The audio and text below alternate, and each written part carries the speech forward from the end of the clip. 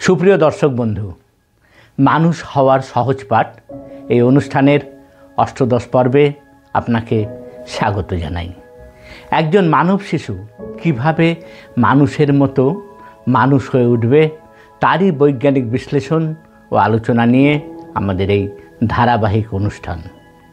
আমরা মনে করি আপনি বা আমি চেষ্টার মধ্যে দিয়ে অনেক নামি দামি পয়সাওয়ালা মানুষ হয়ে উঠতে পারি, কিন্তু মানুষের মতো মানুষ হয়ে নাও উঠতে পারি। আমরা চাই আপনার আমার সন্তান, পরিবার, পরিচিত মহল সকলেই মানুষের মতন মানুষ হয়ে উঠুক। তাই আমাদের এই অনুষ্ঠান মানুষ হওয়ার সহজ পাঠ। বিগত এপিসোডে আমরা আলোচনা করেছিলাম আমাদের মনের কোন কোন বিষয়গুলি আমাদের উন্নতির অন্তরায় বা শত্রু, মনের শত্রু। তেমনই 8টা বিষয়কে আমরা চিহ্নিত করেছি। সেগুলি হলো অ্যাংজাইটি বা উদ্বেগ, গ্রিপ বা শোক, পোস্ট ট্রমাটিক স্ট্রেস বা আঘাত পরবর্তী চাপ, ফোবিয়া বা আতঙ্ক, শেম বা লজ্জা, প্যানিক বা হঠাৎ আতঙ্ক, ডিপ্রেশন বা অবসাদ, মেন্টাল স্ট্রেস বা মানসিক চাপ। আগের এপিসোডগুলিতে আমরা বিভিন্ন বিষয় নিয়ে আলোচনা করেছিলাম আমাদের মনের শত্রুদের নিয়ে। আজ আমরা আলোচনা করব শেম বা লজ্জা এবং প্যানিক বা হঠাৎ বা আকস্মিক আতঙ্ক নিয়ে।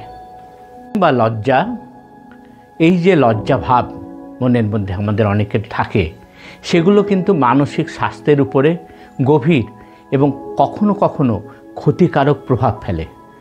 নিজের কোনো ভুল, অপমান বা সামাজিক সমালোচনার কারণে মানুষ ভেতরে ভেতরে ক্ষতিগ্রস্ত হতে পারে। অর্থাৎ এই উনি কি, শ্যামল কি বলবে, বা সবিতা কি বলবে, বা নীলোৎপল এই জিনিসটা কেমনভাবে নেবে, এই সব ভেবে ভেবে আমরা কিন্তু লজ্জাগ্রস্ত হয়ে পড়ি।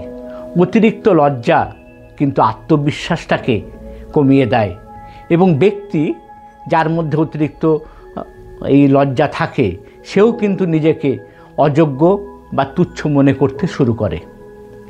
অনেক সময় লজ্জার অনুভূতি মানুষকে একাকিত্বের দিকে ঠেলে দেয়, অর্থাৎ সে সমাজ থেকে একলা একলা থাকে, কারণ সে অন্যদের সামনে নিজেকে প্রকাশ করতে ভয় পায়। এই চাপ থেকে তৈরি হয় অতিরিক্ত দুশ্চিন্তা ও মানসিক অস্থিরতা। দীর্ঘদিন ধরে যদি লজ্জা মনের ভিতরে জমে থাকে তাহলে তা পরবর্তীকালে হতাশা বা ডিপ্রেশনের দিকে মানুষকে নিয়ে যেতে পারে। এছাড়াও লজ্জার একটা ভালো দিকও রয়েছে। যেমন লোকলজ্জার ভয়ে আমরা অনেকে খারাপ কাজ থেকে বিরত থাকি। এটা করলে লোকে কি বলবে, এটা করলে সমাজে মুখ দেখাবো কি করে। এই ভাবনাগুলি খারাপ কাজ থেকে আপনাকে বা আমাকে বিরত করে, অর্থাৎ আমরা এটা করতে, খারাপ কাজ করতে একটু ভয় পাই। এইটা একটা লজ্জার ভালো দিক। কিন্তু এটা দুঃখের বিষয় যে আমাদের দেশে বর্তমানে যারা রাজনীতি, যাদের পেশা, তাদের মধ্যে এই লোকলজ্জার নাম গন্ধ একেবারে নেই বললেই চলে।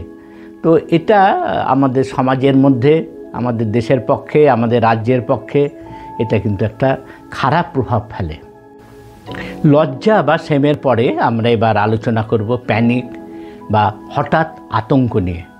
এই হঠাৎ আতঙ্ক, এই কোনো একটা বিষয় ভয় পাচ্ছে, হয়তো একবার তার বাড়িতে বন্যার জল ঢুকেছিল, তার মনে সেটা বিভিন্ন জিনিসপত্র ভেসে গেছে বা কোনো কিছু খারাপ হয়ে গেছে, সেই ভাবনাটা তার মনের মধ্যে এমন একটা প্রভাব ফেললো, সে একটা প্যানিক অ্যাটাক হলো তার মধ্যে।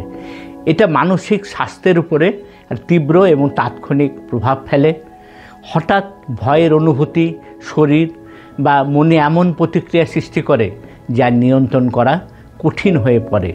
যখন এই প্যানিক বা আকস্মিক আতঙ্ক আমাদের কাউকে অ্যাটাক করে বা কারোর মনের মধ্যে সৃষ্টি হয়, তখন তার হৃদস্পন্দনটা বেড়ে যায়, পালস বিট বাড়তে থাকে, তার সাথে শ্বাসকষ্ট হয় এবং মনে হয় যেন একটা বড় বিপদ তার দিকে ধেয়ে আসছে। বারবার এমন অভিজ্ঞতা হলে মানুষ কিন্তু বাইরে যাওয়া বা কোনো ভিড় জায়গায় যাওয়া বা কোনো একটা অনুষ্ঠানে যাওয়া সে কিন্তু সবসময় এড়িয়ে যেতে থাকে এবং নির্দিষ্ট পরিস্থিতিকে সে বিশেষ করে এড়িয়ে চলে। এতে আত্মবিশ্বাস কমে যায় এবং স্বাভাবিক জীবনযাপনও ক্ষতিগ্রস্ত হয়। প্যানিকের কারণে মনোযোগও কমে যায়। কিছু কিছু ক্ষেত্রে এই যে সিদ্ধান্ত নেওয়ার ক্ষমতা সেগুলো কিন্তু দুর্বল হয়ে পড়ে। অনেক সময় আতঙ্ক মানে মানুষ সামাজিক বিষয়গুলোকে এড়িয়ে চলে এবং তার ফলে আবার একাকিত্ব বা একলা থাকার যে একটা ব্যাপার বা একলা ভাব মনের মধ্যে কিন্তু তৈরি হয়ে যায়। আর দীর্ঘকালীন মানে বহুদিন ধরে প্যানিক যদি থাকে মনের মধ্যে, সেটা কিন্তু উদ্বেগ, মানসিকতার অস্থিরতা এবং হতাশার জন্ম দেয়। শ্বাস প্রশ্বাসের নিয়ন্ত্রণ, রিল্যাক্সেশন টেকনিক এবং বিভিন্ন সামাজিক সহায়তার দ্বারা এই প্যানিক বা এই আতঙ্ক কিন্তু কমানো যায়। তাই মানসিক সুস্থতার জন্য এই আকস্মিক আতঙ্ককে গুরুত্ব দিয়ে সামলানো দরকার এবং দরকার পড়লে সাইকো কাউন্সিলর বা মনোরোগ বিশেষজ্ঞ যারা রয়েছেন তাদের সাথেও আলোচনা করা দরকার। তা না হলে এই প্যানিক যাদের অ্যাটাক রয়েছে বা প্যানিকের এই আতঙ্ক যাদের মনের মধ্যে ঢুকে আছে, তাদের কিন্তু ব্যক্তিত্বের বিকাশ বা পার্সোনালিটি বা দেখা যায় অনেক রকমের সমস্যা হয়। বাচ্চাদেরও দেখা যায় যখন ঘরে বসছে বা কোনো কিছু একটা প্রশ্নের উত্তর লিখছে বা মক টেস্টে পার্টিসিপেট করছে, তখন হয়তো দেখা গেল বেশ ভালো। আবার যখনই পরীক্ষার সময় এলো তখন তার হাত পা ঘেমে যায়, সে হয়তো জানা প্রশ্নের উত্তর দিতে পারে না। এই ধরনের বিষয়গুলোকে কিন্তু প্রথম থেকেই গুরুত্ব দিয়ে সেগুলোর চিকিৎসা হোক বা বিভিন্ন রকম পরামর্শ বা পরিবারের সবাই মিলে চেষ্টা করে এগুলোকে কাটিয়ে তোলা কিন্তু দরকার।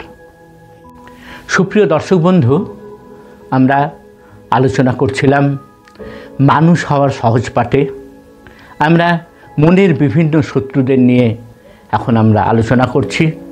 যে শত্রুগুলো আমাদের মনের ভেতরে বা আমাদের দৈনন্দিন কাজের ক্ষেত্রে বা আমার পুরোপুরি পারফরমেন্সের ক্ষেত্রে যেগুলো অন্তরায় বা বাধা সৃষ্টি করে।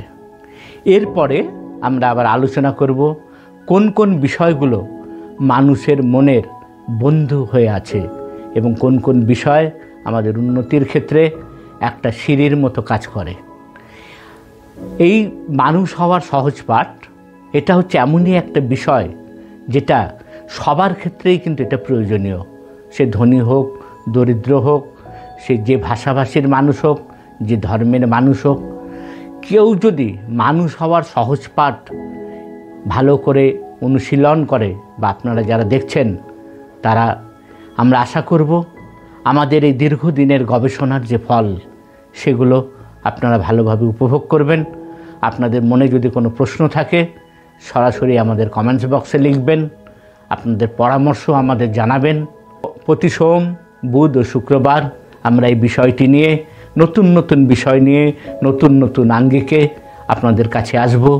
আপনারা আমাদের সাথে থাকুন, পাশে থাকুন বন্ধু।